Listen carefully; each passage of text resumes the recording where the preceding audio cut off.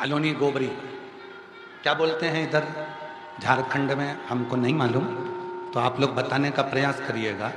हमारे यहाँ गाय गोबर करती है और वो गोबर पड़े पड़े सूख जाता है, उसको कहते हैं हमारे यहाँ, उसको कंडा नहीं कहते। कंडे का मतलब होता है गाय ने गोबर करा, उसको ले जाकर थापा, उसको छप फैलाया, गोल बनाया, वो कंडा हो गया। इधर कंडा कहते हैं क्या? लिख के भेजो, जरा लिख के भेजो। विवेक जी लिख के भेजो। और वो भी लिख देना कि वो गाय गोबर करी और पड़े पड़े सूख गया, उस पर हाथ नहीं लगाया, उसको थापा नहीं है, उसको थापा नहीं गया, उसको हाथ नहीं लगाया, वो सूख गया और उसको तुम उठा कर लिया। लाओ जरा, लाओ देव तो।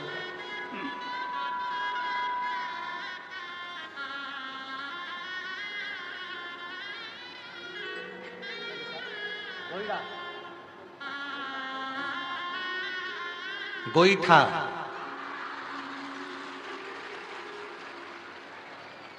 मतलब ये गाय ने जो गोबर करा और उसको थाप कर बनाया, उसको गोईठा कहते हैं, ठीक है, झारखंड में, ठीक है। और अब उसको अपन, जो गाय ने गोबर करा, उसको हाथ से थापा नहीं गया, पड़े पड़े सूख गया, तो उसको कह देंगे सूखा हुआ गोईठा, ठीक है, ठीक है। तो तुम लोगों को जल्दी समझ में आ जाएगा। अलोनी गोबरी, अलोना गोईठा, अलोना से मतलब है उसको हाथ नहीं लगाया, सूख गया, उठा कर लिया। शंभू गला पकड़ रहा है, बहुत खांसी चल रही है भाई। शंभू, शंभू, उसको कहते हैं गोईठा, अलोना गोईठा।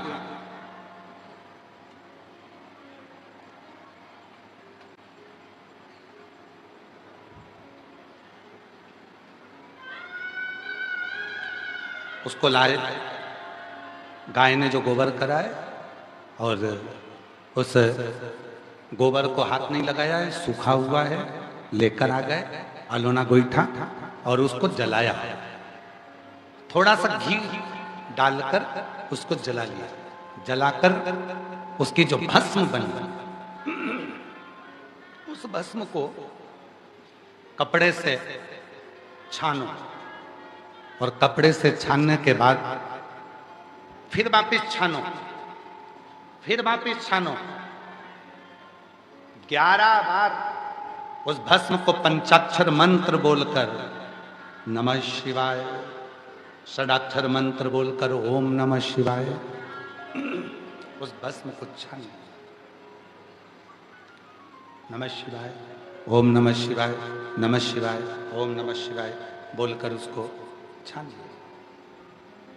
और छानने के बाद उस छनी हुई भस्म को शिव पर समर्पित कर कर उसको डब्बी में उठाकर रख लीजिए। प्रैक्टिकल जरूर करना, कहीं सियोर वाला बाबा झूठ तो नहीं बोल के जा रहा है, इसलिए प्रैक्टिकल करके पत्र लिखकर भेजना कि सही है कि गलत है। उमा संहिता में, शिव महापुराण में वेदव्यास जी वर्णन करते हैं, भस्म को रक्षा कहते हैं, और जो शिव पर चढ़ी हुई भस्म को मस्तक पर, कंठ पर लगा लेता है, धारण कर लेता है, उससे रोग, बड़ी बीमारी उससे धीरे धीरे छार छार होकर दूर होने लगती है, उसकी रक्षा होने लगती है।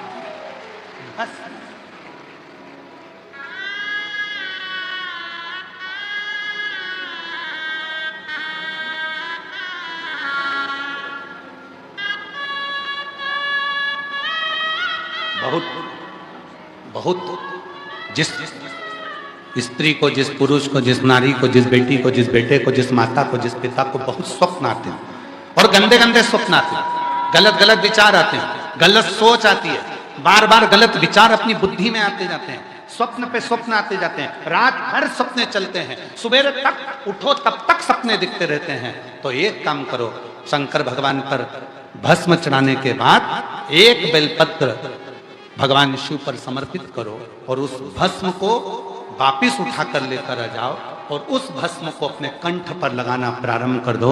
स्वप्न आना बंद हो जाएंगे, रात्रि को नींद भी बाबा की कृपा से नींद भी केवल कंठ पर लगाई गई भस्म भी हमें सुख का अनुभव करा देती, आनंद का अनुभव।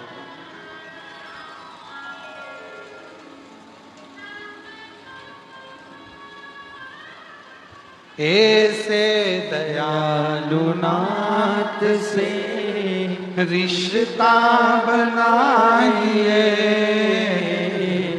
ऐसे दयालु नाथ से रिश्ता बनाइए,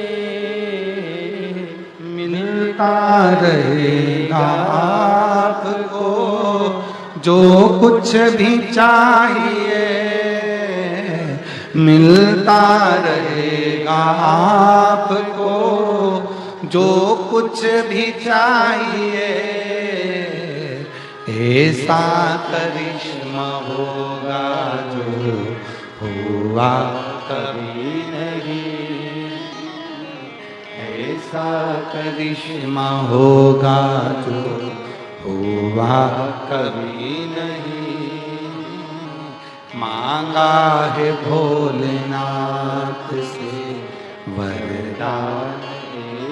सब बोलिए, मेरी सारी जीजियां, सारे जीजा, बेटी बेटियां, जितने मेरे माता पिता बैठे सब बोलिए, मांगा है भोलेनाथ से वरदान एक ही, तेरी कृपा बनी रहे जब तक है जिंदगी, तेरी कृपा बनी रहे जब तक है जिंदगी, मांगा है भोलेनाथ से वरदान एक ही, मांगा है भोलेनाथ से वरदान एक ही। शिव को चढ़ी हुई भस्म कंठ पर, मस्तिष्क पर लग जाती है, वही भस्म लगे लगे भी अगर रात को नींद आ जाती है, स्वप्न नहीं आ सकता। और नींद की गोली खाने वाली मेरी जीजियां भी नींद की गोली छोड़ देती हैं और उसको भरचक नींद आती है बाबा की कृपा से, बाबा की गोद में। नींद के लिए हमने भगवान शंकर की 5 बेटियों का नाम बताया, याद है आप लोगों को? जम के बोलो, साथ में बोलेंगे। शिव जी की 5 बेटियां, जया, विषहरा, श्यामली बारी, दौतली, देव। वारे झारखंड वालों, गजब है, आप लोगों को याद है? शिव जी की ये 5 लड़कियां ऐसी हैं जो हमें भगवान शिव की कृपा से, भगवान शंकर की करुणा से, शिव की शरणागति का सुख देकर हमको निंद्रा प्रदान करता।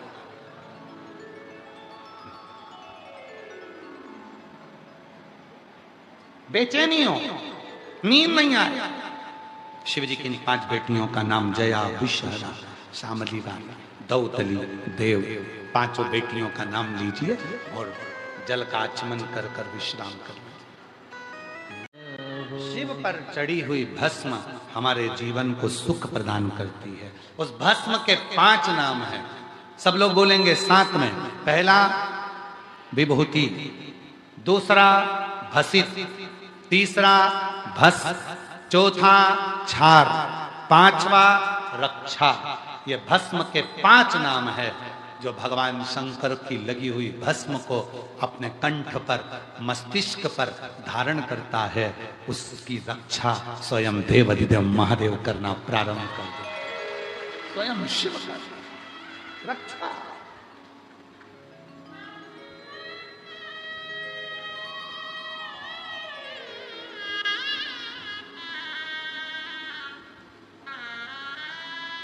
ये कोई साधारण भस्म नहीं है। चपटी भभूत में है खजाना, तो वे शिव से लग गई, भगवान शंकर से लग गई, वो खजाना शिव से लग गए।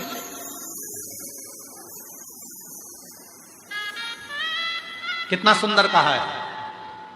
डॉक्टर ने कह दिया बड़ी बीमारी है, डॉक्टर ने कह दिया ये रोग आ गया, डॉक्टर ने कह दिया जांच होगी, रिपोर्ट बाहर जाएगी, डॉक्टर ने कह दिया ये ऐसा लग रहा है कि बड़ी बीमारी के लक्षण है। 3 स्थान पर भस्म लगाना प्रारंभ कर दीजिए। पहला मस्तक पर, दूसरा कंठ पर, तीसरा हृदय पर।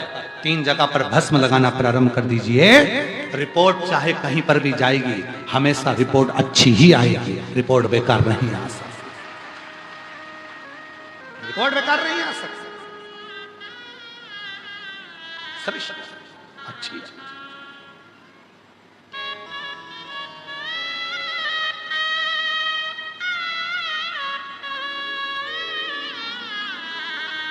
तीन स्थान पर भस्म लगाना प्रारंभ कर दिए, रक्षा करना प्रारंभ हो जाएगा। जो बीमारी है, जो दुख है, जो तकलीफ है, आप डॉक्टर को दिखाओ, मना नहीं है, डॉक्टर की जांच कराओ, क्योंकि शिव महापुराण में भगवान शंकर की कथा में डॉक्टर को शिव कहा जाता है। इसलिए हमारे यहाँ जितने भी डॉक्टर हैं इस सृष्टि में, इस भूमि पर, चाहे वो कोई से भी डॉक्टर हो, पर वो डॉक्टर शंकर का एक रूप माना जाते हैं। इसलिए डॉक्टर की जांच करवाओ। डॉक्टर दवाई दे तो दवाई खाओ, डॉक्टर कहे कि ये जांच कराना पड़ेगी, जांच कराओ, डॉक्टर कहे कि परहेज करना पड़ेगा, करो, पर साथ में शंकर पर चढ़ी हुई भस्म को धारण करना प्रारंभ करो, क्योंकि वो उसका एक नाम है क्षार। क्षार मतलब हमारे भीतर आने वाली बीमारी को वो क्षार क्षार कर देती है और हमें स्वस्थ कर देती है। 3 जगह पर लगाई गई भस्म हमें रोग का निवारण करना प्रारंभ कर देती है। पहला मस्तक, दूसरा कंठ, तीसरा हृदय। बस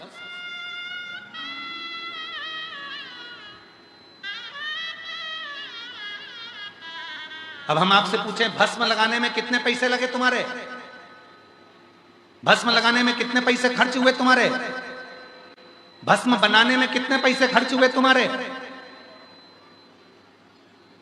30 से 35 साल हो गए शिव महापुराण की कथा को बाजते बाजते, पर पूरी पुराण को आज नहीं 15 साल 20 साल पुरानी पुराण भी अगर आप टीवी पर निकालकर, यूट्यूब पर निकालकर सुनोगे तो किसी पुराण में हमने किसी खर्चे की बात नहीं करी। जो शंकर भगवान ने हमको दिया है वही हमने शंकर भगवान को दिया है।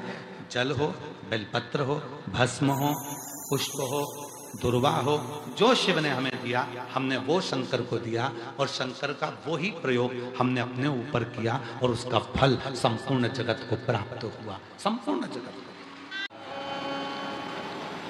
यहां तक शिव पुराण की कथा कहती है, भगवान शंकर का चरित्र यहां तक कहता है, शिव महापुराण की कथा यहां तक वर्णन करती है कि शिव के मंदिर में जब 1 लोटा जल चढ़ाने के लिए जाओ, जिस समय पर तुम भगवान शंकर को 1 लोटा जल समर्पित कर रहे हो, उस समय पर तुम्हारे दिल का भाव भगवान शंकर से कहते कहते, अपने मन से उसको पुकारते हुए शिव को जल समर्पित करो।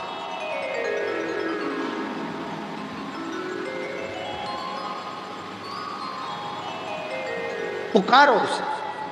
हमने कई लोगों को देखा है, हाथ में माला रहती है, जपते रहते हैं, बिल्कुल जपने में लगे रहते हैं, हाथ में माला है और जप चल रहा है, चल रहे हैं, रोड पर भी चल रहे हैं, काम भी कर रहे हैं, सबसे मिलजुल भी रहे हैं और माला भी चल रही है। पर शिव महापुराण की कथा कहती है, शिव महापुराण की कथा कहती है, अगर आप बहुत चुप होकर, मौन होकर माला को जप रहे हैं, और जपते जपते जपते जपते कुछ देर बाद फिर आपका जो चित्त होता है, आपका जो मन होता है, वो मन, वो चित्त, वो वृत्ति, वो हृदय, वो जो पूर्व में कुछ हुआ होता है, पूर्व में कुछ भान हुआ होता है, पूर्व में जो कुछ क्रम हुआ होता है, वो मन, वो चित्त, वो वृत्ति वहाँ चली जाती है, वो मन वहाँ चले जाता है। वो मन राम नाम में, कृष्ण नाम में, शिव नाम में, वो मन परमात्मा के नाम में नहीं लग पाता, भटक रहा है। शिव महापुराण में एक बात बड़ी सुंदर कही है, सार्वजनिक रूप से अगर तप कर रहे हो तो मौन हो जाओ, चुप होकर तप करो, जप करो, साधना करो, शंभो शंभो, चुप होकर तप करो, साधना करो, भजन करो, स्मरण करो, मंत्र जाप करो, नाम जाप करो, नाम कीर्तन करो। पर जब तुम एकांत में बैठे हो, जब तुम एकांत में बैठकर जप कर रहे हो, उस समय तुम चुप मत रहो, उस समय तुम्हारे मुख से शब्द का गर्जना होना चाहिए, उस समय पर तुम्हारे मुख से भगवान के मंत्र निकलना चाहिए। इन श्रवण शक्ति में जाने के लिए, इन कानों में जाने के लिए वो शब्द अपने मुख से निकले, वो शब्द अपने मुख से निकले। और जब वो शब्द वर्णन कर रही है, शिव महापुराण की कथा वर्णन कर रही है, शिव तत्व कह रहा है कि उस शिव को जिसने खोजा उसको शिव कभी नहीं मिला, पर जिसने खोजना छोड़ दिया और जिसने पुकारना प्रारंभ करा उसको शिव मिल गया। कल कथा में क्या कहा था, जितने भी शिव भक्त शिव महापुराण की कथा को सुनने के लिए आए हैं वो यहां पर जब आए, आखिरी में जब आरती होती है, आरती होने के बाद जब वो यहाँ से जाएं, तो आरती होने के बाद पृथ्वी को नमन कर कर, वहाँ की मिट्टी को स्पर्श कर कर अपने मन की बात बाबा भोलेनाथ से, अपने दिल की बात कहकर जाओ, मतलब उसको पुकार कर जाओ, उसको बोल कर जाओ।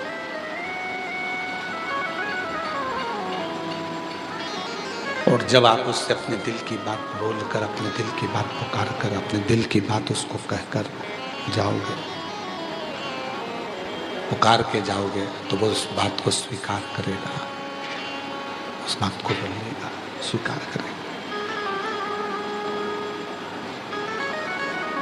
और मैंने तेरे ही भरोसे बाबा, तेरे ही भरोसे हवा विच उड़ती जाएगी, बाबा डोल है तो छड़ी ना है कटी जाएगी, भोले मैं तेरी पतंग, शंभो मैं तेरी पतंग, हवा विच उड़ती जावागी, बाबा डोर है तो छड़ी ना में हड़ती जावागी, भोले मैं तेरी पतंग, शंभो मैं तेरी पतंग।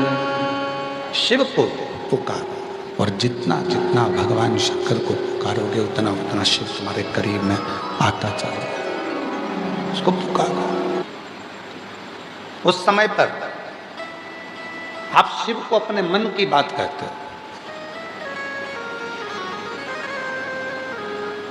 उस समय पर आप भगवान शंकर को अपने दिल की बात कहते हो, शिव को पुकार कर अपने मन का भाव कहते हो, उसको अपने मन की बात सुनाते हो। अब कई लोग कहते हैं क्यों गुरुजी,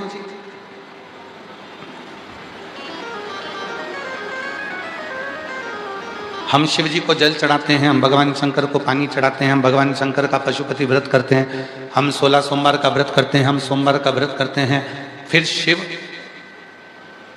हमारे सामने प्रकट क्यों नहीं होते?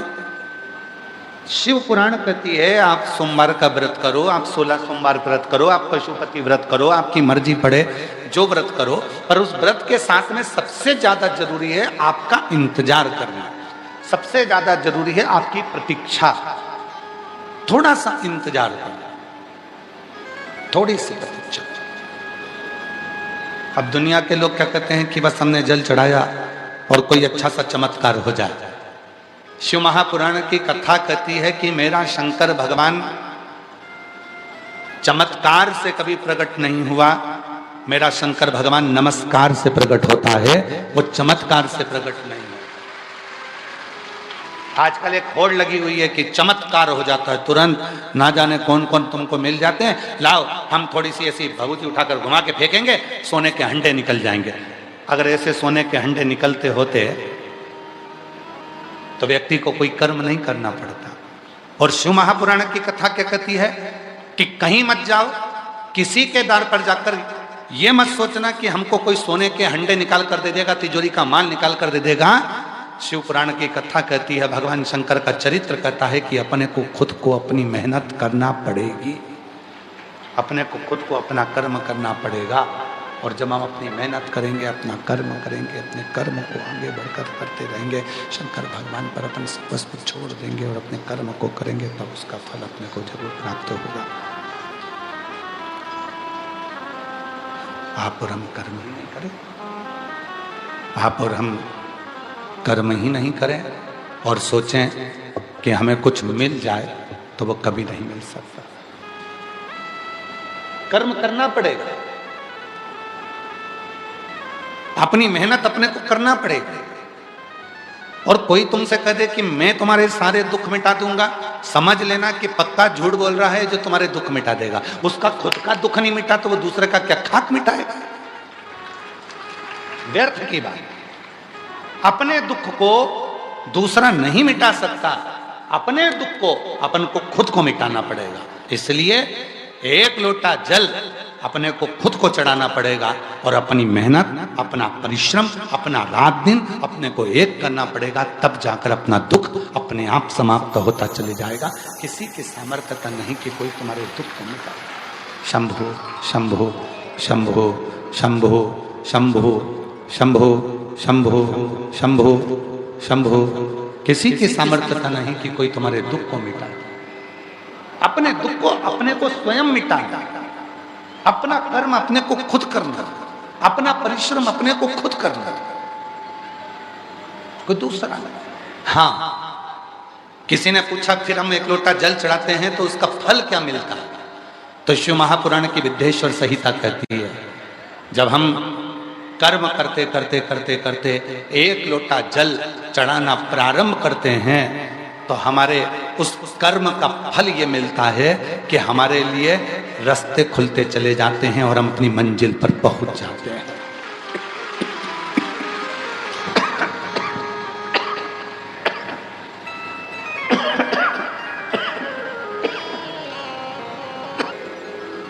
वो हमें मार्ग देगा, मंजिल तक पहुंचा देगा। देखिए, यहां बहुत सारी मेरी जीजियां बैठी हैं जिनकी मांग में सिंदूर भरा हुआ है। यहां बहुत सारी मेरी बहनें बैठी हुई हैं जिनके माथे पर बिंदी लगी हुई है। यहां बहुत सारी मेरी जीजियां बैठी हैं जिनके गले में मंगलसूत्र पड़ा है। मांग में सिंदूर, गले में मंगलसूत्र, माथे पर बिंदी,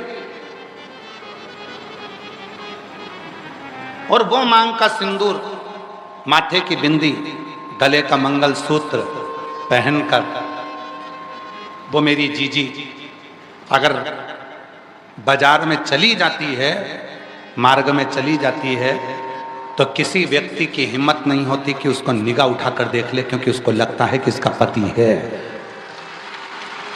इसका पति है, कहीं आसपास में इसका पति होगा, इसका पति इसके साथ आया होगा, वह आसपास में इसके साथ घूम रहा है।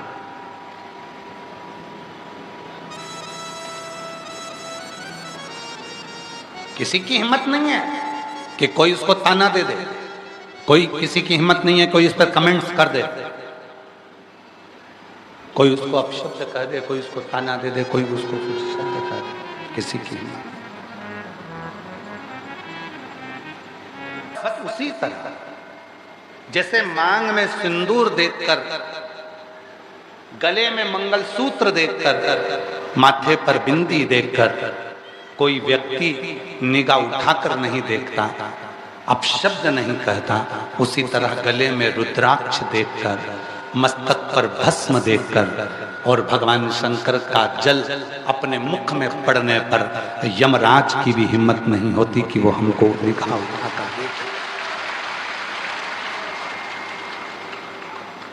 जितनी नेगेटिवता है, जितनी नेगेटिवता है, ये हमारे करीब में नहीं आती है। जितने गलत विचार हैं, ये हमारे करीब में नहीं आता। जितने बुरे विचार हैं, बुरी सोच है, बुरे कोई कार्य होने वाला है, कोई गलत काम होने वाला है, कोई गलत विचार होने वाले हैं, कोई गलत कार्य होने वाला है, वो हमारे करीब में नहीं आता। 3 चीजें प्रत्येक शिव भक्त को धारण करना चाहिए। पहला, गले में रुद्राक्ष।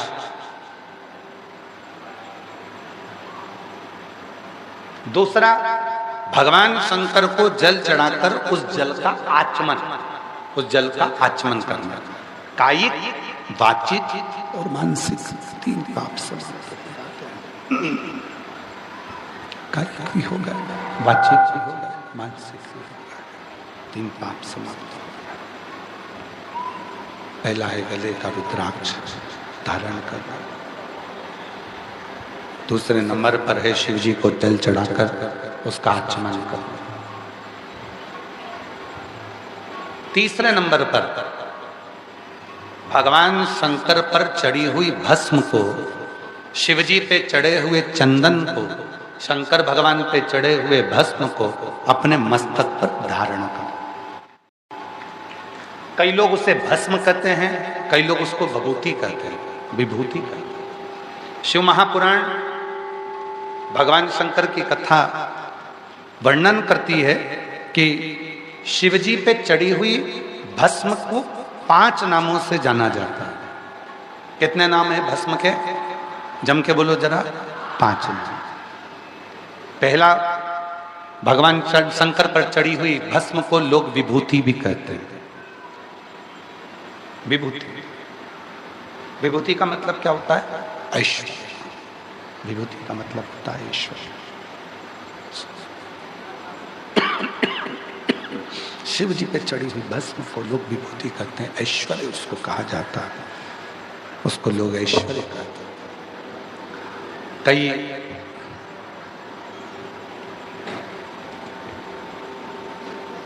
कई माताएं कहती हैं कि गुरुजी, क्या महिला सिर पर भस्म लगा सकती है?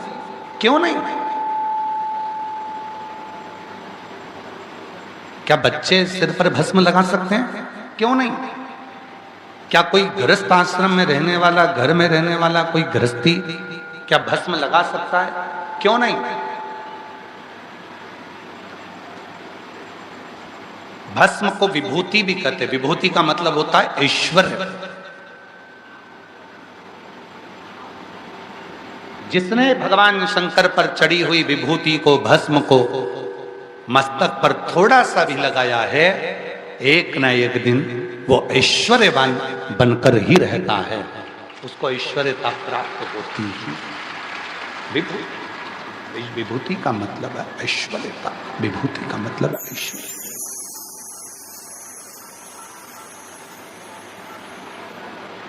उसको ऐश्वर्य प्राप्त हो जाता है। भस्म के 5 नाम हैं। पहले नंबर पर है विभूति, मतलब ऐश्वर्य देने वाले। दूसरे नंबर पर है भसित। जम के बोलो, क्या नाम है? भसित। भस्म का दूसरा नाम है भसित। भसित का मतलब है जो केवल शिव को मानता है, और जो शिव को मानता है, शिव उसकी मानता है।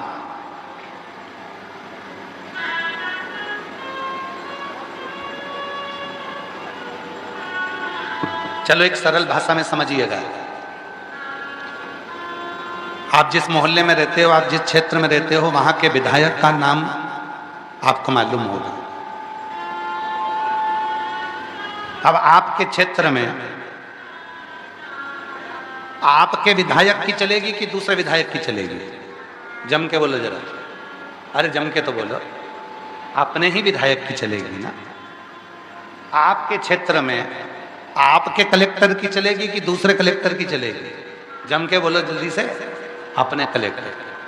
आपके क्षेत्र में आपके IG, DIG, commissioner, SP, SSP, SDM उनकी चलेगी कि दूसरे प्रदेश के आईजी, कमिश्नर, डीआईजी, एसपी दूसरे क्षेत्र के उनकी चलेगी? अपने क्षेत्र।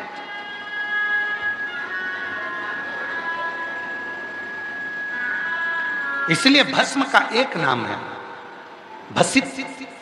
भसित का मतलब है कि जिसने मस्तक पर थोड़ी सी भी भस्म लगा ली है, भस्म का एक नाम है भसित, मतलब जिसने थोड़ी सी भी भस्म को धारण कर लिया है, अब उसके ऊपर किसी की नहीं चलेगी, चलेगी तो केवल देवाधिदेव महादेव की चलेगी। भसित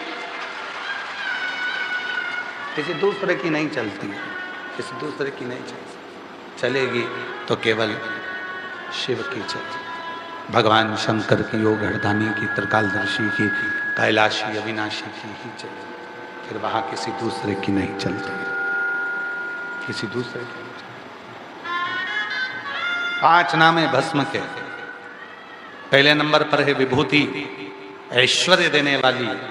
दूसरे नंबर पर है भसित, मतलब उसने लगा लिया मस्तक पर, उसके ऊपर जिसकी भी चलेगी तो शिव की चलेगी और किसी की नहीं चलेगी।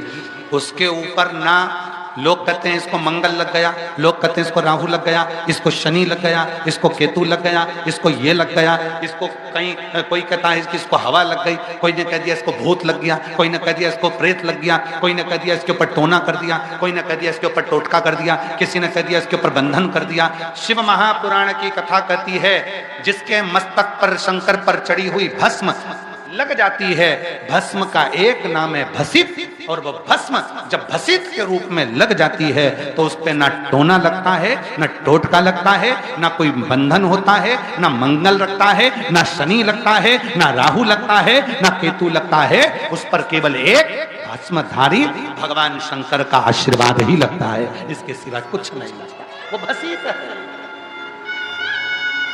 वो भसित। तो भस्म के नाम 5 हैं। पहले नंबर पर जम के बोलो, जम के आवाज नहीं आ रही, विभूति, जम के बोलो विभूति। दूसरे नंबर पर भसित, तीसरे नंबर पर भस्म। भस्म का मतलब होता है कि शिवजी पे चढ़ी हुई भस्म जैसे हमने अपने मस्तक पर लगाई और हमारी जिंदगी के जितने भी पाप हैं, जितने भी बेकार कर्म हैं, हमारी जिंदगी के जितने भी बेकार कर्म हैं, वो सब भस्म लगाते से ही भस्म हो जाए। वो हमारे पाप, हमारे बेकार कर्म जलकर भस्म हो जाए। वो भस्म तीसरे नंबर,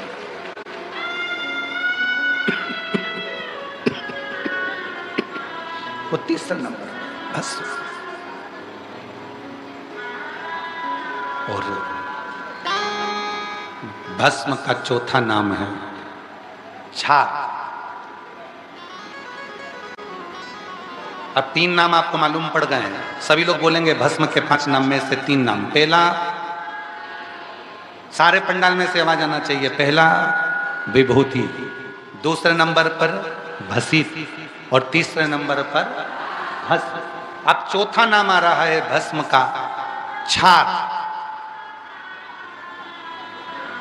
भस्म का चौथा नाम है छार।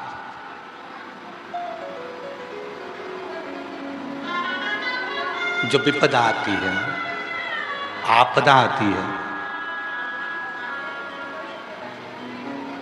जितनी विपदा, जितनी आपदा हमारे ऊपर आती है, अगर हमने भस्म छार मस्तक पर धारण कर कर रखी है तो हमारी आपदा, हमारी विपदा छार छार हो जाती है, समाप्त हो जाती है। भस्म का चौथा नाम छार।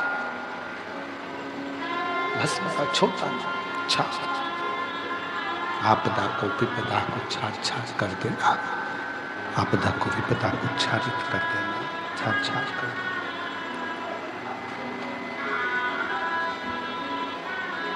चौथा नाम रक्षा।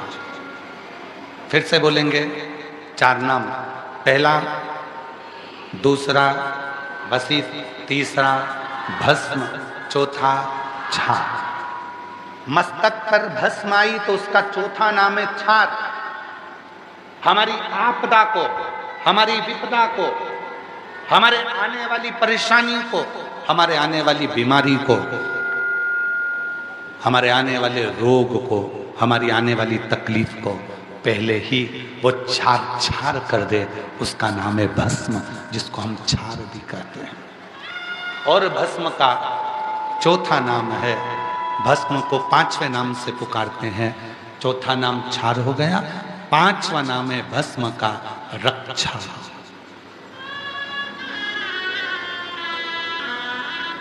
भस्म का 5वां नाम है रक्षा।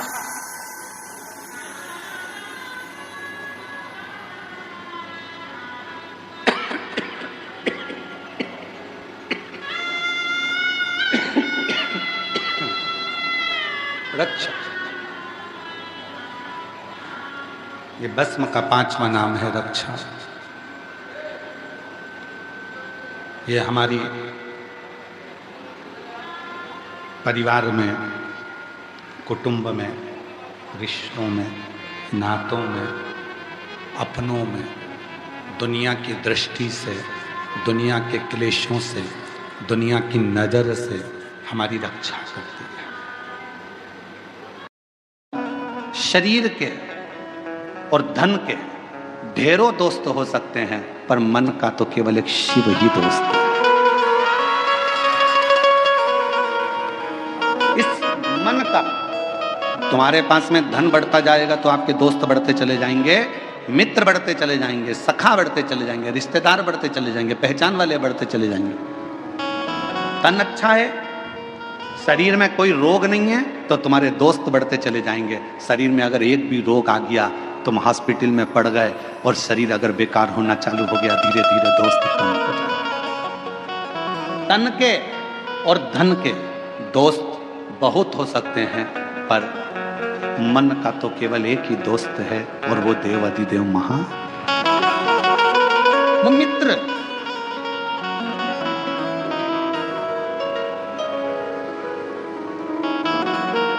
तन के और धन के दोस्त भले तुमको निभाएं ना निभाएं, तन का मित्र भले तुम्हें निभाए ना निभाए, धन का मित्र तुम्हें निभाए कि ना निभाए, पर मन का जो मित्र होता है, जैसे भगवान कृष्ण के मित्र थे सुदामा,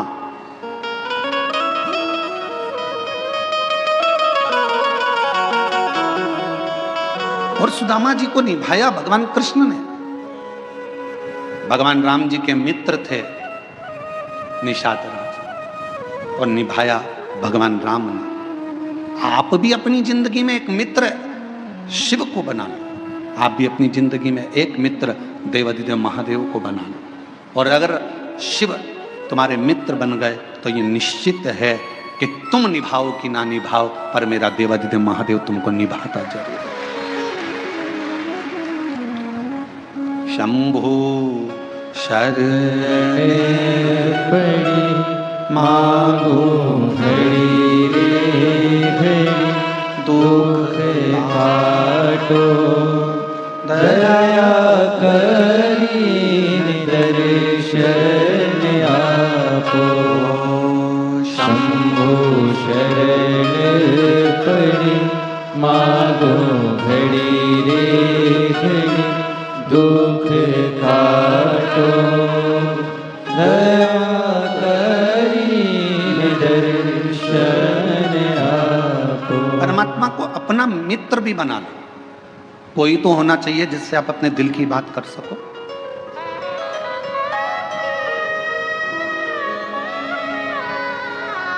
और तुम निभाओ ना निभाओ, वो निभाना जानता है।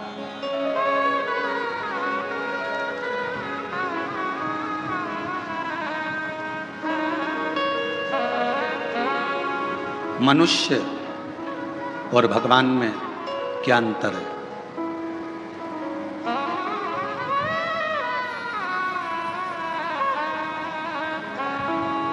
मनुष्य और भगवान में क्या अंतर है? मानव में और परमात्मा में क्या अंतर है? शिव महापुराण की कथा कहती है मनुष्य और भगवान में एक सबसे बड़ा अंतर यह है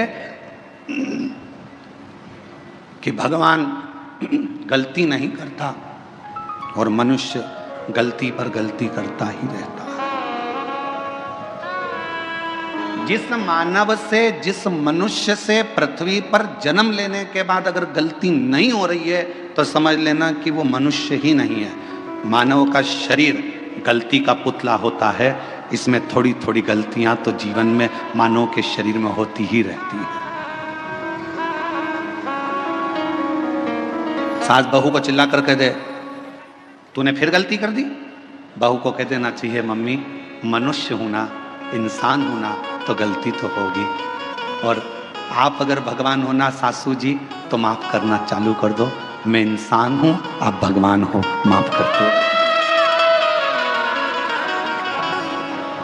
आप अगर भगवान हो तो माफ कर दो, और अगर आप भी इंसान हो, आप भी जब बहू बनकर आई थी, जो गलती मैं कर रही हूं आपने भी अपने बहू के जमाने में करी होगी। हो सकता है मैं सोकर लेट उठ रही हूं तो जब तुम नहीं आई थी ना मम्मी, तब तुम भी हो सकता है कि लेट उठती होगी। भगवान हो तो माफ करना सीखो, और अगर मैं जैसी हूं, मैं भी एक गलती का पुतला हूं, आप भी गलती का पुतला हो। गलती मनुष्य से होती है, मेरे से भी गलती हुई है, आपसे भी गलती हुई है, तो अपन एक जैसे हैं। इसलिए अपनी जिंदगी में परमात्मा के भरोसे छोड़ते चलो, जो गलतियां हैं वो परमात्मा माफ करता रहेगा। आप अपने जीवन को जीते चलो, जीवन जियो।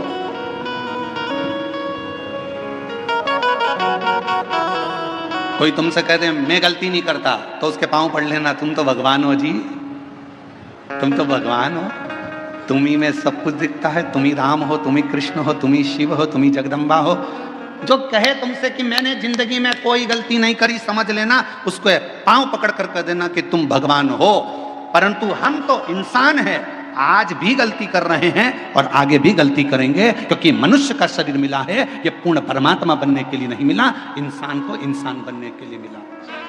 मेहनत करोगे, परिश्रम करोगे, उन्नति की सीढ़ी पर चढ़ोगे, आगे बढ़ोगे तो कोई ना कोई गलती हो जाएगी, ठोकर लगेगी तो संभलोगे।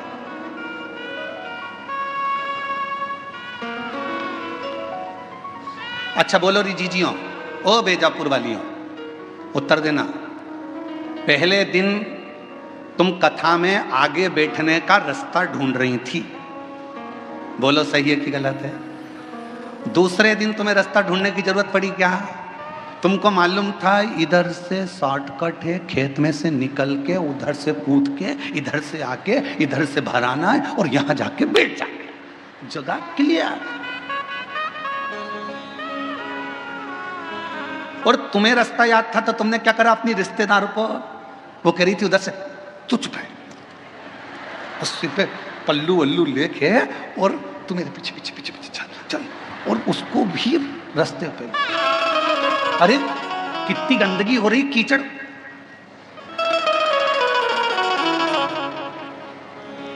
चल इतनी तू और घुमाती फिराती कीचड़ में, और उसकी भी चप्पल हो गई कीचड़ में।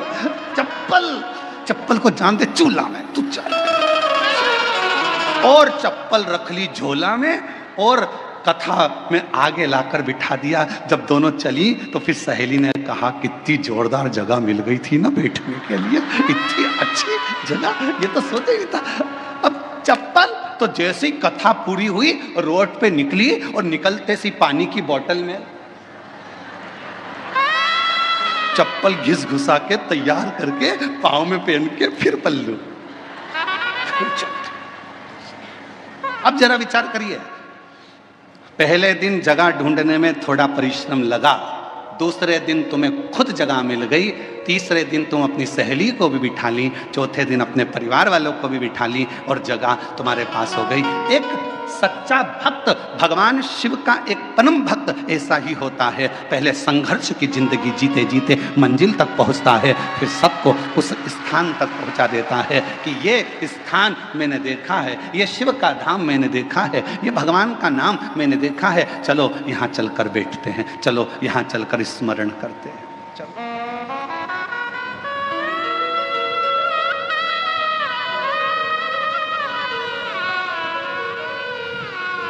कथा।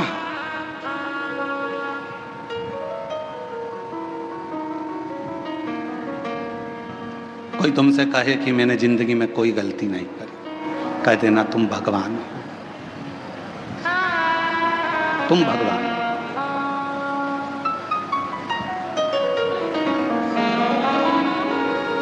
और तुम गलती नहीं करे हो, तुम भगवान हो सकते हो, पर मैं तो इंसान हूं, मनुष्य।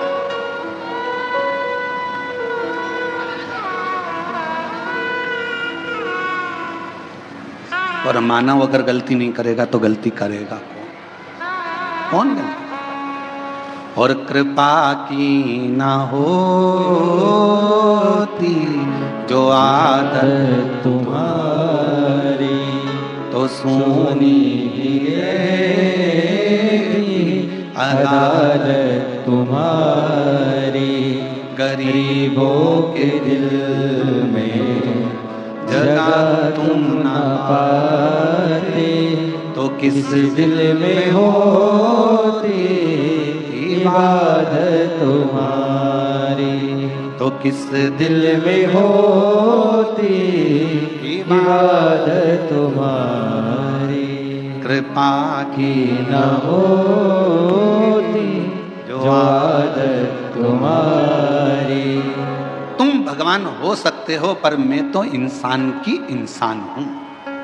और फिर निवेदन है मेरी जीजियों, भगवान बनने की कोशिश भी मत करना, और इंसान को भगवान बनने का प्रयास भी नहीं करना चाहिए। इंसान को इंसान रहने दो, इंसान को इंसान। आज के जमाने में बहुत, कलिकाल में बहुत आडंबर हो रहा है। लोग हर इंसान को भगवान बनाए जा रहे हैं, और इंसान भगवान बन बन के बैठ जाता है। लोग कहते हैं वो भगवान जैसा, वो भगवान जैसा। नहीं, इंसान को इंसान रहने दो, और भगवान को भगवान रहने दो। उसको भगवान रहने दो, और तुम इंसान। भगवान मत बनना।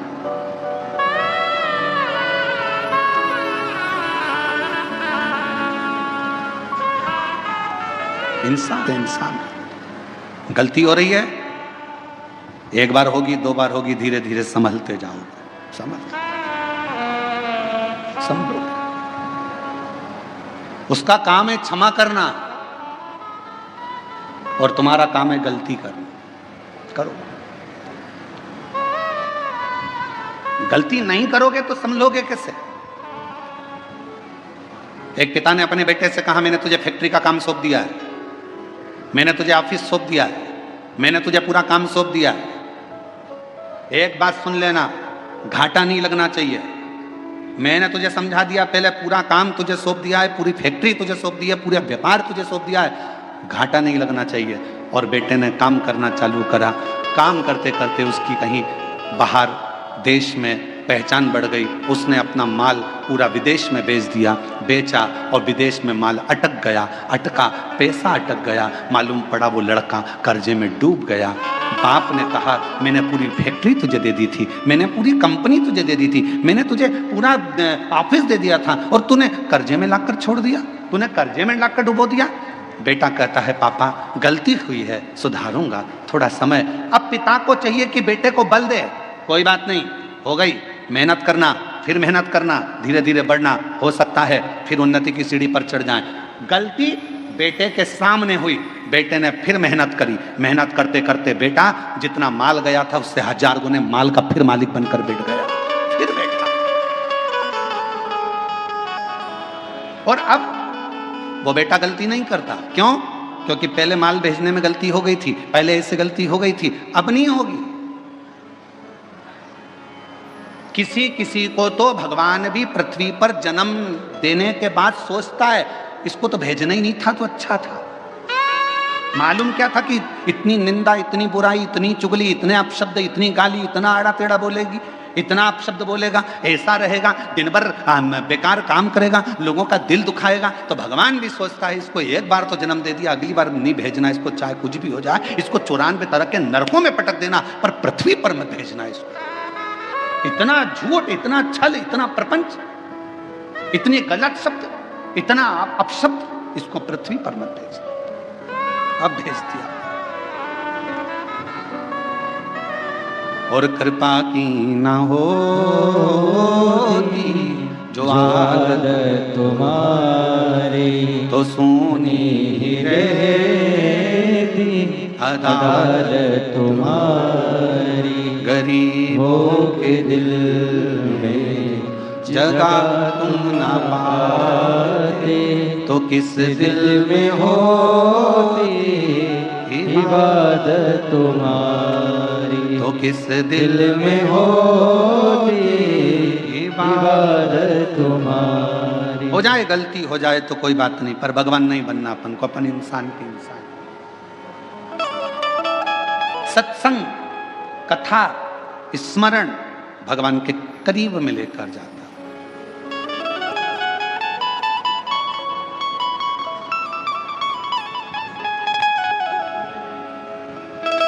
और ले गया।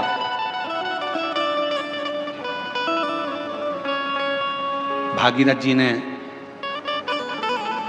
60,000 काकाओं के उद्धार के लिए गंगा को पृथ्वी पर लाने के लिए तप करा। भागीरथ बाबा, गंगा पृथ्वी पर आती नहीं है। क्यों? क्योंकि मैं अगर पृथ्वी पर चली गई तो पाताल में चली जाऊंगी। गंगा को झेलने वाला, गंगा को संभालने वाला कोई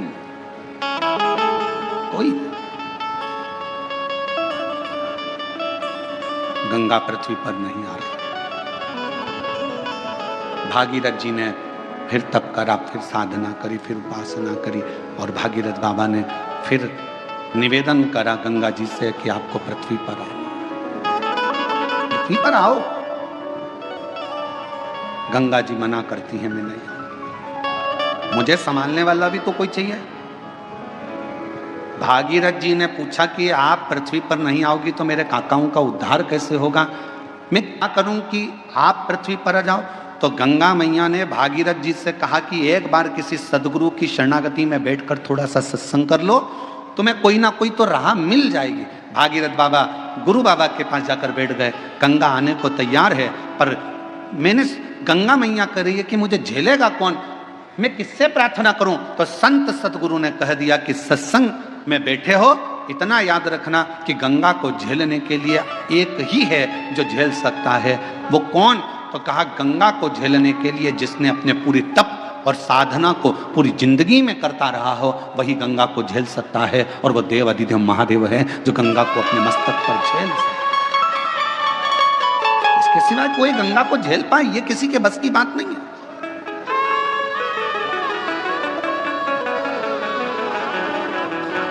भागीरथ जी ने शिव जी की आराधना करी, बाबा भोलेनाथ जी से विनय करा।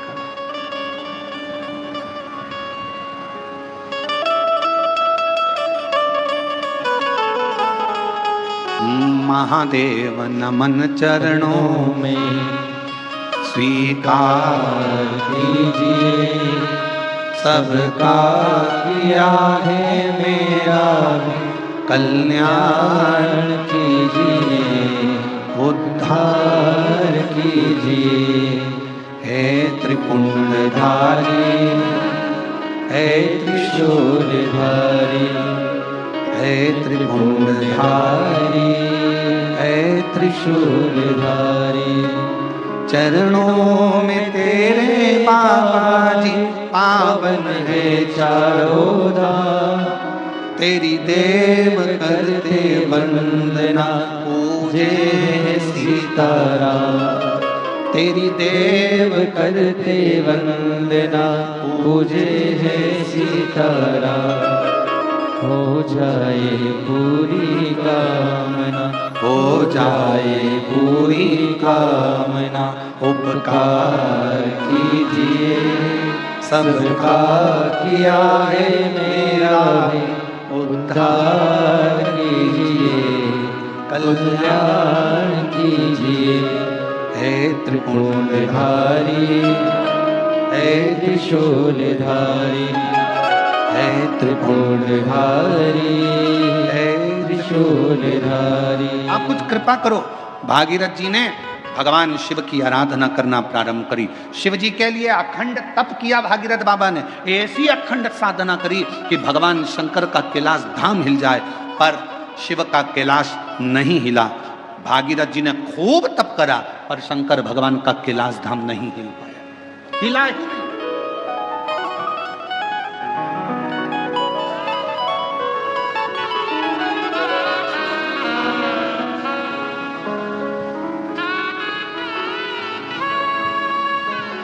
शिव जी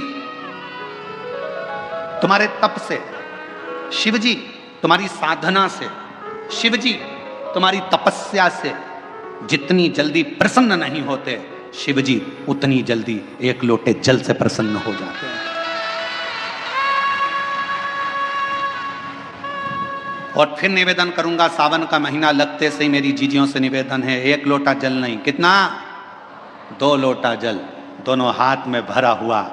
घर से निकलो तो 2 हाथ में हो, बाहर निकल कर भले फिर एक के ऊपर एक रख लो, मना नहीं, पर शंकर के मंदिर में जब पहुंचो, दोनों हाथ में जल हो और शिव जी के ऊपर दोनों धार एक साथ, बाबा के धार जल की 2 एक साथ लगना चाहिए और शिव जी से अपने मन की प्रार्थना करना चाहिए, शिव स्वीकार करो। भागीरथ जी ने तप करा, शिव जी का कैलाश नहीं हिला। साधना करी, शिव जी का कैलाश नहीं हिला। तप साधना से शिव का धाम नहीं हिला, क्योंकि शिव तप से, शिव साधना से, शिव तपस्या से, शिव तुम्हारी साधना से जितनी जल्दी प्रसन्न नहीं होते, तप से जितनी जल्दी प्रसन्न नहीं होते, भगवान शंकर तुम्हारी साधना से जितनी जल्दी प्रसन्न नहीं होते, मेरा देव अधिदेव महादेव उतनी जल्दी एक लोटा जल से प्रसन्न हो जाता। एक लोटा जल सारी समस्या का हल। जम के बोलो जरा, एक लोटा जल। ये भगवान शिव को प्रसन्न करने का सबसे सुंदर तरीका है। तुम शिव जी को चिरौंजी का भोग लगाओ ना लगाओ, खड़ी शक्कर लगाओ ना लगाओ, तुम शंकर भगवान को बेलपत्र चढ़ाओ ना चढ़ाओ, तुम शिव जी को कुछ देव चाहे ना दो, भगवान शंकर को तुम श्रीफल दो चाहे मत दो, पर शिव जी को केवल एक लोटा जल दे दीजिए।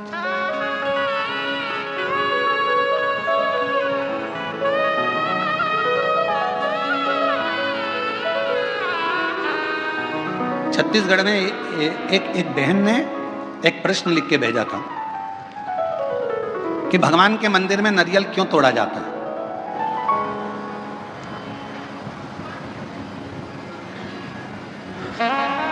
छत्तीसगढ़ का प्रश्न है, मुझे उम्मीद है महाराष्ट्र की जीजियां उत्तर दे देंगी। मेरे जीजा उन भी बोल सकते हैं। भगवान के मंदिर में नारियल क्यों तोड़ा जाता है, तो छत्तीसगढ़ के निकुंभ का यह प्रश्न था, क्यों तोड़ते हैं भगवान के मंदिर में नारियल, क्यों तोड़ा जाता है, क्यों तोड़ा जाता है। भाई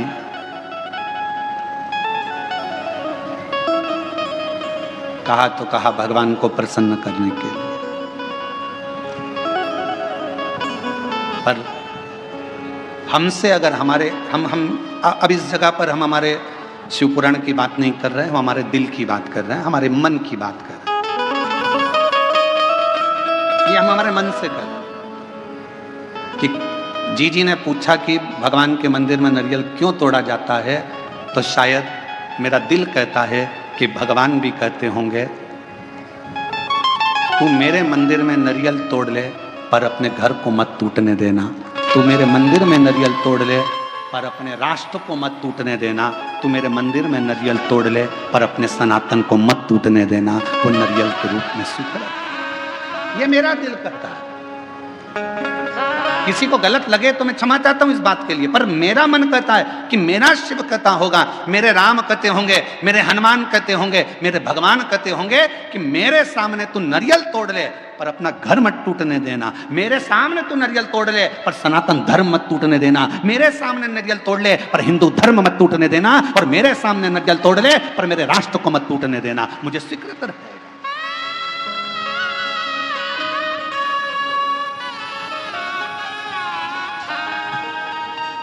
मुझे नारियल का टूटना स्वीकार है पर सनातन धर्म का टूटना स्वीकार नहीं है। मुझे नारियल का टूटना स्वीकार है पर मेरे हिंदू धर्म का टूटना स्वीकार नहीं है। मुझे नारियल का टूटना स्वीकार है पर अपने भारतवर्ष को टूटना स्वीकार नहीं है, मुझे ये चलेगा। तो मेरा दिल कहता है कि भगवान, नरियल टूटने का एक क्रम, शुभ कार्य में नरियल क्यों फोड़ा जाता है कि जो भी तकलीफ हो, कोई कष्ट हो, मेरा बाबा स्वीकार करना, ये हमने इसको दे दिया, जो भी था उसको प्रदान कर।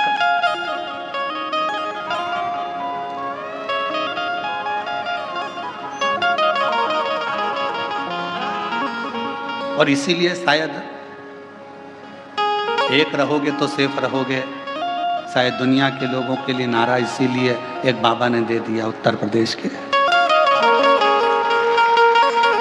इसीलिए उत्तर प्रदेश के एक बाबा जी ने नारा दे दिया कि एक रहोगे तो सेफ रहना है तो एक रहना। और अभी बहुत विचित्र, बहुत बड़ा एक चक्रव्यूह रचा जा रहा है समाजों को तोड़ने के लिए। एक बहुत बड़ा चक्रव्यूह रचा जा रहा है, हम ये समाज के हैं, हम वो समाज के हैं, ऐसा हो गया वैसा हो गया।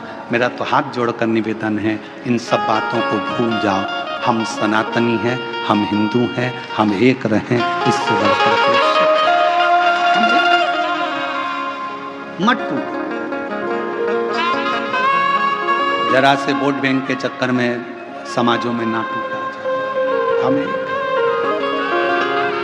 मनु और शत्रुपा, शिव महापुराण की कथा, विष्णु पुराण की कथा, अग्नि पुराण की कथा, नर्मदा पुराण की कथा, लिंग पुराण की कथा, नारद पुराण की कथा, ब्रह्म विवर्त पुराण की कथा, बरहा पुराण की कथा, कुर्म पुराण की कथा, जितनी भी कथा निकालोगे सारी कथा में एक चरित्र आएगा। ब्रह्मा जी सृष्टि की रचना भगवान शिव के कहने पर करते हैं। सृष्टि की रचना करने पर ब्रह्मा अपनी जंघा से मनु शत्रुपा को प्रकट करते हैं, और वो मनु और शत्रुपा की संतान आप और हम आज तक हैं। एक ही संतान है, मनु और शत्रुपा की औलाद आप और हम हैं। हमें यह पैदा नहीं करा गया कि तुम ब्राह्मण थे कि क्षत्रिय थे कि वैश्य थे कि शूद्र थे। उसने तो हमें मनुष्य बनाकर पैदा करा था, भगवान ने अपना बनाकर पैदा करा था। और जब भी माँ और बाप अपने बच्चे को जन्म देते हैं तो ये सोचकर जन्म देते हैं कि मेरा बेटा ये पद चिन्हों पर चलेगा। भगवान अपने माता पिता अपने बच्चे को इसलिए जन्म नहीं देते कि मेरा बेटा कोई ऐसा कार्य करेगा, गलत कार्य करेगा, बेकार करेगा। ना ना ना, वो उसने जन्म अच्छे कर्म के लिए दिया, श्रेष्ठ कर्म के लिए दिया। पर दुनिया के लोग हो सकता है थोड़ा मीठा बोलकर, थोड़ा अभी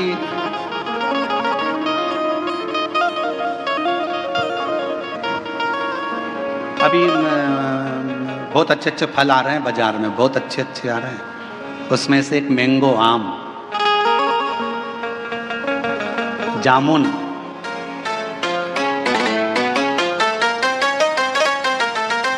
केला, पपीता, बहुत अच्छे अच्छे फल आ रहे हैं। जाम, अमरूद, बहुत अच्छे फल। फल वाले के पास जाकर फल खरीदिए। फल भी हमको प्रेरणा देते हैं, फल हमको ज्ञान देते हैं। थोड़ा खट्टा फल होगा ना, अच्छा है, ले लो। ज्यादा मीठे के चक्कर में पड़ोगे ना, मीठा तो रहेगा पर फल के अंदर कीड़ा पड़ा रहेगा।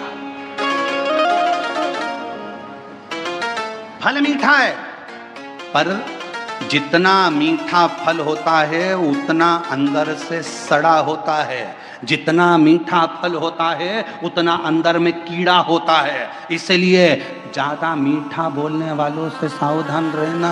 ये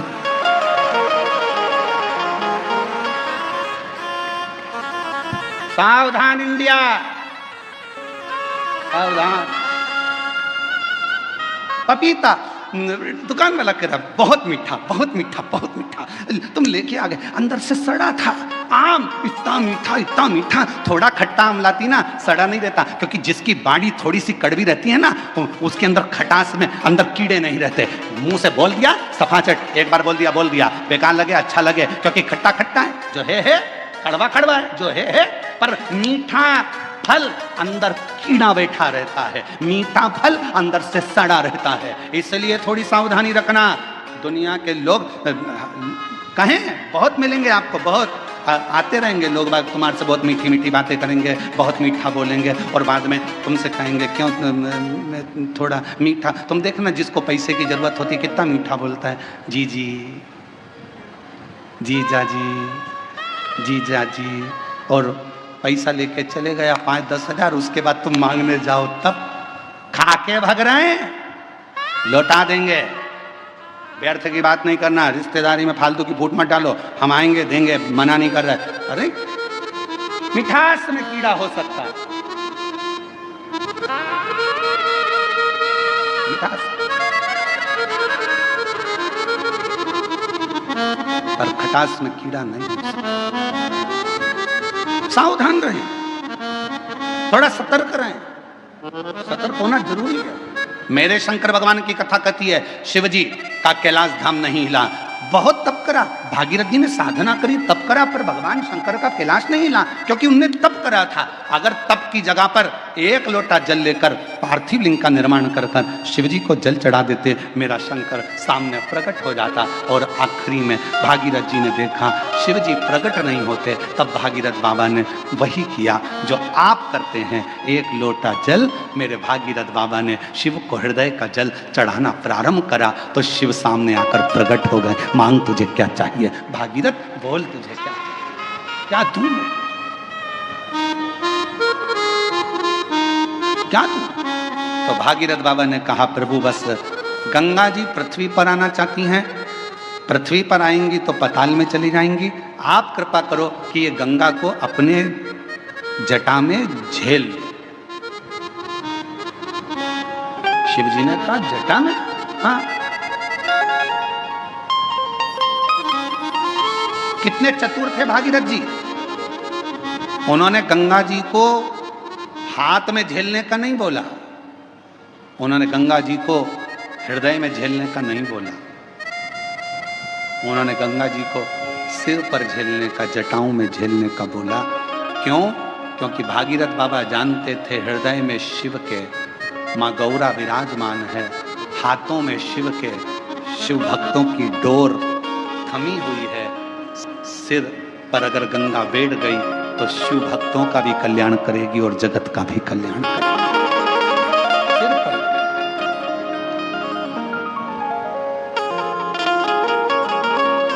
और मैया ओ गंगा मैया, मैया हो गंगा मैया, गंगा मैया, मैया ओ गंगा मैया। ये जगत का कल्याण करने वाली गंगा, जगत का उद्धार करने वाली गंगा।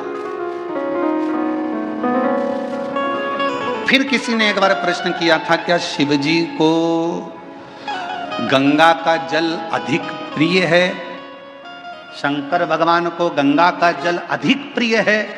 तो शिव महापुराण की कथा कहती है, शंकर भगवान को तुम अपने घर का जल चढ़ा दो, शंकर भगवान को तुम्हें जो जल मिले वो चढ़ा दो, क्योंकि शंकर के ऊपर जब जल चढ़ता है, चढ़ते से ही वो जल गंगा जल बन जाता है। अलग से गंगा जल की जरूरत शिव को नहीं, शिव को अलग से गंगा जल की जरूरत नहीं, तुमने चढ़ाया वो जल अमृत बन गया। हम तो कई बार लोगों से कहते, तुम्हारे बच्चे की तबीयत खराब है, तुम्हारे बच्चे को तकलीफ है, डॉक्टर को दिखाओ। तुम्हारे घर में अगर किसी को तकलीफ है, डॉक्टर को दिखाओ। वो जांच का बोले जांच कराओ, दवाई का बोले दवाई खिलाओ, और उसके साथ एक काम जरूर करो, डॉक्टर का इलाज भी करवाओ, साथ में एक कटोरी में जल लो और जल लेकर भगवान शिव का मंत्र का उच्चारण करो, नमः शिवाय, नमः शिवाय, षडाक्षर मंत्र बोल लो, ओम नमः शिवाय, या त्र्यंबक मंत्र बोल लो, और या त्र्यंबक मंत्र ना तो श्री शिवाय नमस्तुभ्यम मंत्र का जप करते जाओ 108 बार जप कर कर जो जल है वो अपने बच्चे को थोड़ा थोड़ा पिलाना प्रारंभ करो, या उस जल से उस बच्चे के शरीर पर लगाना प्रारंभ करो। वो जल भी सिद्ध हो जाता है मंत्रों की प्रबलता में। डॉक्टर को भी दिखाओ, डॉक्टर का भी इलाज करवाओ, दवाई दे दवाई खिलाओ, जांच का बोले जांच कराओ, पर साथ में शिव पर करा हुआ विश्वास, मंत्रों का उच्चारण, शिव तत्व का नाम सुख प्रदान करता है। एक पत्र है, अच्छा है,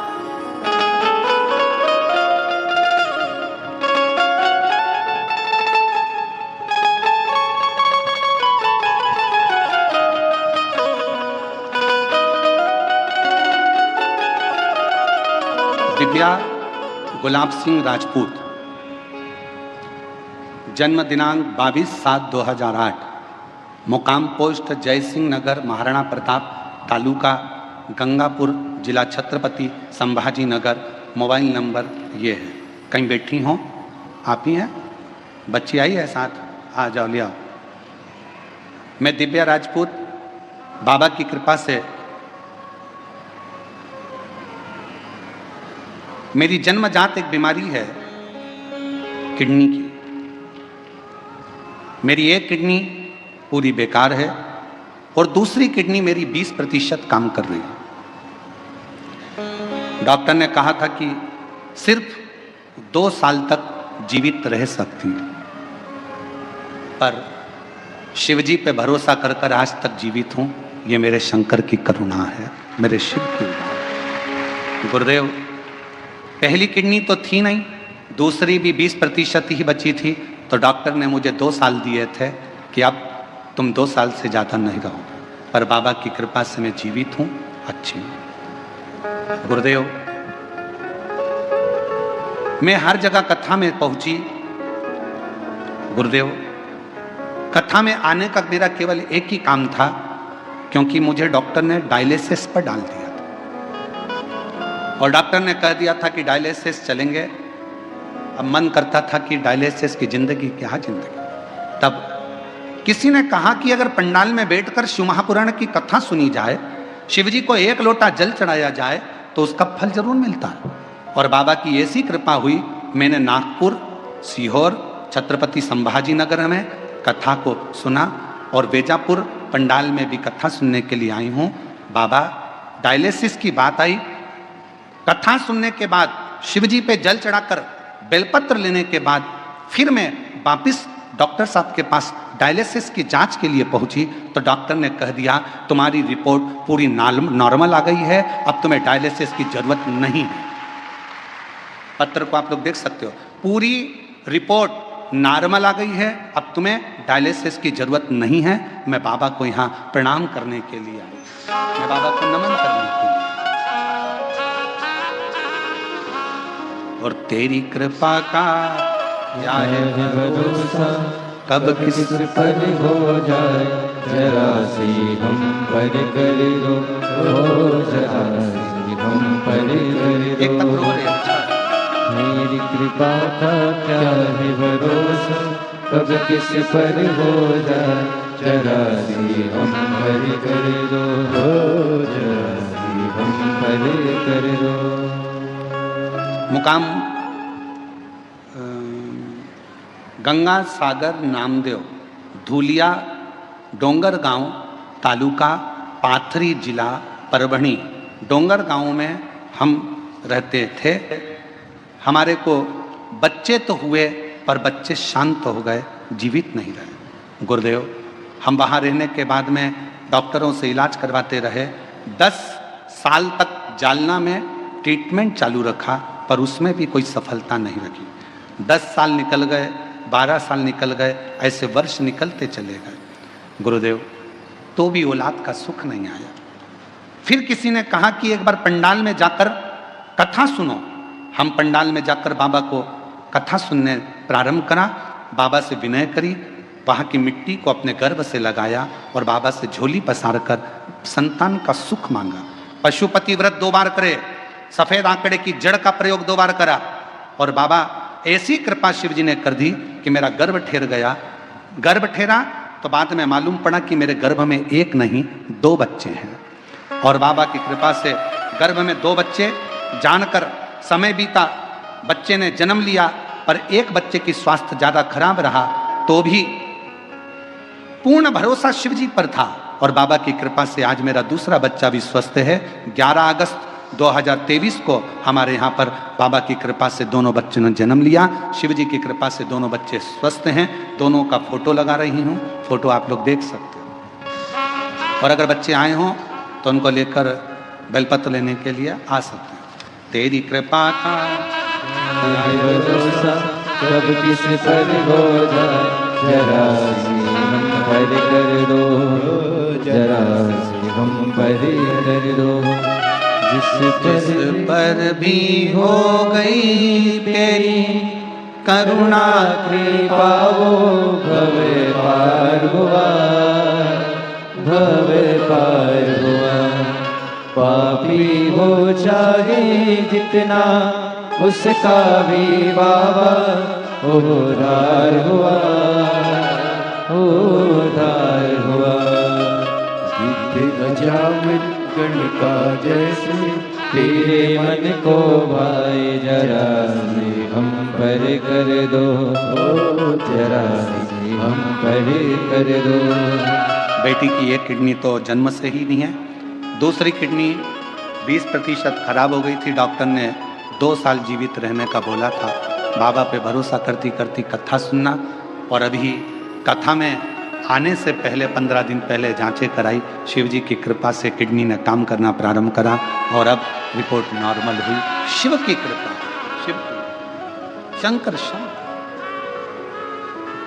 और जिस पर भी हो गई तेरी करुणा कृपा हो भव पार हुआ, भव पार हुआ। पापी हो चाहे जितना उसका भी बाबा उद्धार हुआ, उद्धार हुआ। गिद्ध अजामिल गणिका जैसे तेरे मन को भाई जरा से हम पर कर दो, जरा से हम पर कर दो। तेरी कृपा का क्या है भरोसा कब किस पर हो जाए, जरा से हम पर कर दो। निवेदन करेंगे, दुनिया की दृष्टि में ये केवल शिव महापुराण की कथा है, पर कोई हमसे पूछे क्यों गुरुजी ये शिव पुराण की कथा है, हम कहेंगे ये केवल कथा नहीं है। बेटा और बेटी अपने बाप से बात कर ले शंकर भगवान से, ये वो शिव तत्व की आनंद।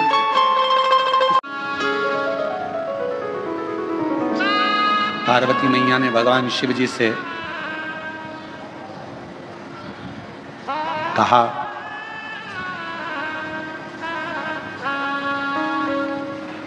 आप गंगा जी को सिर पर क्यों लिए हो,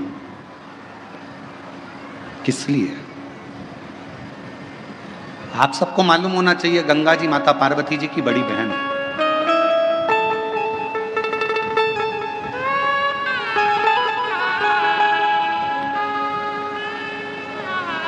जितना प्रेम माता पार्वती जी भगवान शिव से करती थी, उससे दुगना प्रेम मां गंगा शंकर जी से करती थी। दुगना प्रेम मां गंगा शिव जी से करती थी।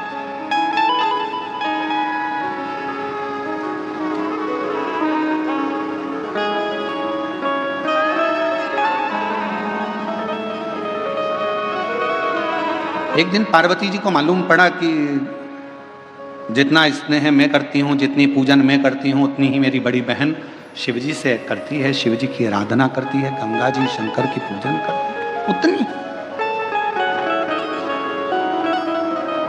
पार्वती जी की सहेली ने पार्वती जी से कहा कि गंगा जी तुम्हारी बड़ी बहन भी शंकर जी को पूजती हैं, पति बनाने के लिए बहुत प्रयास कर रही हैं और शिव जी को पति बनाना चाहती हैं, अनुष्ठान पर अनुष्ठान कर रही हैं, तप साधना कर रही हैं, गंगा जी बहुत पूजन पाठ कर रही हैं, स्मरण कर रही हैं। सहेलियों ने गंगा जी के लिए पार्वती जी के हृदय में कहा, तो पार्वती जी के हृदय में थोड़ी सी क्षुब्धता उत्पन्न हुई। पार्वती जी को लगा कि ये तो गंगा जी को नहीं करना चाहिए, तुम एक काम करो, कल अपन एक काम करते हैं, गंगा जी शिव जी से दूर हो जाए उसके लिए एक प्रयास करते हैं।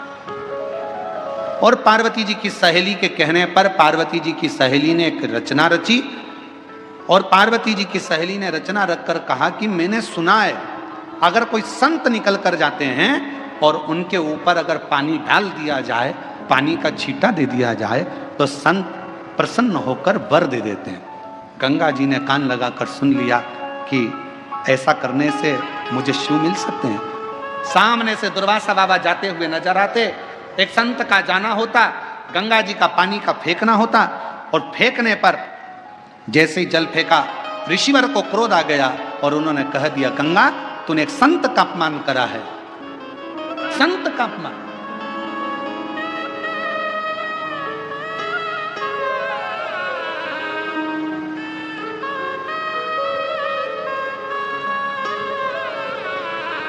गंगा जी ने हाथ जोड़ लिया।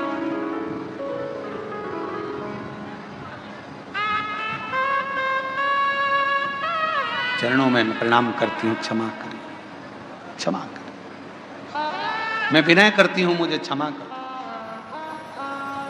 गंगा मैया ने क्षमा मांगी। समय आया, गंगा जी रोने लगी, आंखों से नीर बहने लगा। भगवान शिव ने जब पार्वती जी के सम्मुख में देखा, क्योंकि गंगा जी को क्रोध आ रहा था पार्वती जी पर कि पार्वती जी ने मुझे शिव जी से दूर करा, ये अपमान संतों का करवाया तो पार्वती ने करवाया, ये सोच लिया गंगा जी ने। तो गंगा जी बोली, पार्वती तूने मेरे साथ ऐसा करा, मैं तुझे श्राप देने को आतुर होती हूं, पर शिव जी ने रोका।